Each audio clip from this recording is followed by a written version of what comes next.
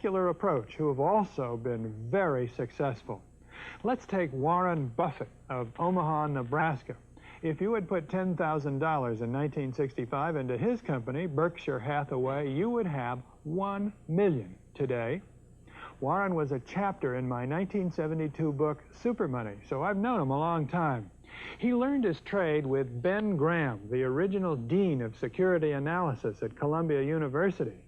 I don't think Warren has ever been on television until this interview, and he has certainly never courted publicity, but recently he got a lot of it when he emerged as the key figure in the takeover of ABC by Capital Cities. Warren will be the largest shareholder of the new company, and his own net worth is now far in excess of $500 million. But when I spoke with him last fall in his office in Omaha, he very characteristically made his investment style seem so perfectly simple. The first rule in investment is don't lose. And the second rule in investment is don't forget the first rule, and that's all the rules there are. I mean, if you buy things for far below what they're worth and you buy a group of them, you basically don't lose money. Warren, what do you consider the most important quality for an investment manager?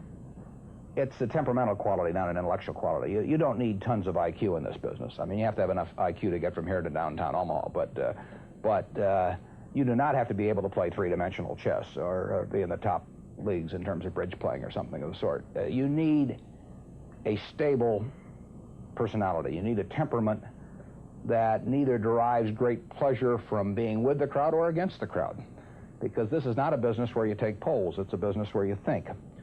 And Ben Graham would say that you're not right or wrong because 1,000 people agree with you. And you're not right or wrong because 1,000 people disagree with you. You're right because your facts and your reasoning are right. Warren, what do you do that's different than 90% of the money managers who are in the market? Certainly most of the professional investors focus on what the stock is likely to do in the next year or two, and they have all kinds of arcane methods of approaching that, but they do not really think of themselves as owning a piece of a business. The real test of whether you're investing from a value standpoint or not is whether you care whether the stock market is open tomorrow. If you're making a good investment in a security, it shouldn't bother you if they close down the stock market for 5 years. All the ticker tells me is the price. Yeah. And I can look at the price occasionally to see whether the price is outlandishly cheap or outlandishly high, but prices don't tell me anything about a business.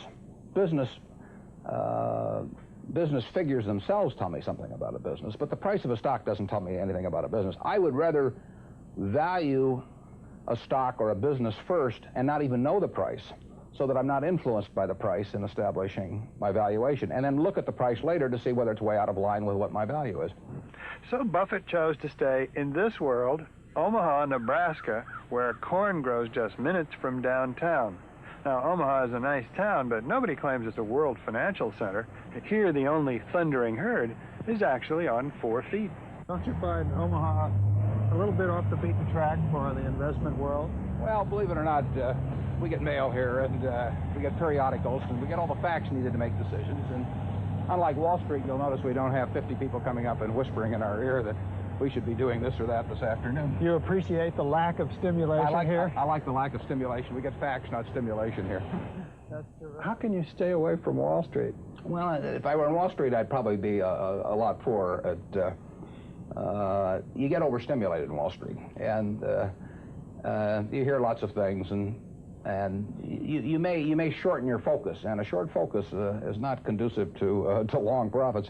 And here I can just focus on what businesses are worth, and I don't need to be in Washington to figure out what the Washington Post newspaper is worth, and I don't need to be in New York to figure out what some other company is worth. It's an intellectual process. And the less static there is in that intellectual process, really the better off you are.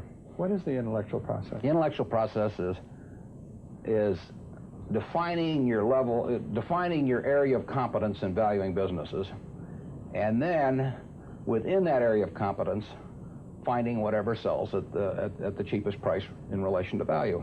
And there are all kinds of things I'm not competent to value, but there are a few that I am competent to value. Have you ever bought a technology company? No, I really haven't. In 30 years of investing, not one? I haven't understood any of them. So you haven't ever owned, for example, IBM? Never owned IBM. Marvelous company. I mean, a sensational company, but I haven't owned IBM. And so here is this technological revolution going on, and you're not going to be a participant. Gone right past me. Is that all right with you? It's okay with me. I don't have to make money in every game. I mean, I don't know what cocoa beans are going to do. There are all kinds of things I don't know about, and that may be too bad. But why should I know all about them? I haven't worked that hard on them. In the securities business, you literally every day have thousands of the major American corporations offered to you at a price that changes daily, and you don't have to make any decisions. You have to make nothing is forced upon you. So there are no called strikes in the business. The pitcher just stands there and throws balls at you, and if you're playing real baseball and it's between the knees and the shoulders, you either swing or you get a strike called on you. If you get too many called on you, you're out. In the securities business, you sit there and they throw U.S. Steel at 25, and they throw General Motors at 68, and you don't have to swing at any of them. They may be wonderful pitches to swing at, but if you don't know enough, you don't have to swing. And you can sit there and watch thousands of pitches, and finally you get one right there where you want it, something that you understand, and then you swing. And so you might not swing for 6 months. You might not swing for 2 years. Isn't that boring? It would bore most people, and certainly boredom is a problem with most professional money managers. If they try to sit out an inning or two, not only do they get somewhat antsy, but their clients start yelling, "Swing, you bum!" from the stands, and that's very tough for people to do. Warren, your approach seems so simple. Why doesn't everybody do it? Well, I think partly because it is so simple. That the academics, for example, focus on all kinds of variables. Partly because by academics you mean professors of right, finance? Yeah, the data's there. In business school? Sure, and the data's there. So they focus on whether if you buy stocks on Tuesday and sell them on Friday, you're better off, or if you buy them in election years and sell them in other years, you're better off, or if you buy small companies. There are all these variables because the data are there, and they've learned how to manipulate data.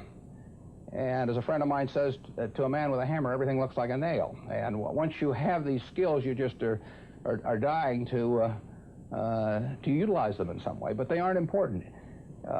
If I were being asked to participate in a business opportunity, would it make any difference to me whether I bought it on a Tuesday or a Saturday or an election year or something? It's not what a businessman thinks about in buying businesses. So why think about it when buying stocks? Because stocks are just pieces of businesses.